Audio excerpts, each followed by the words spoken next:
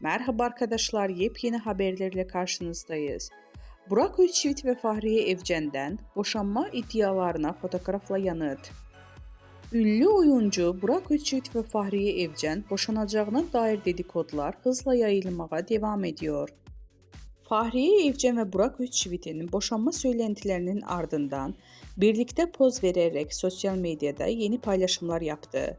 İkilinin otomobil içinde bu fotoğrafları peş peşe Instagram hesabından paylaşarak boşanma dedikodularına net bir yanıt verdi.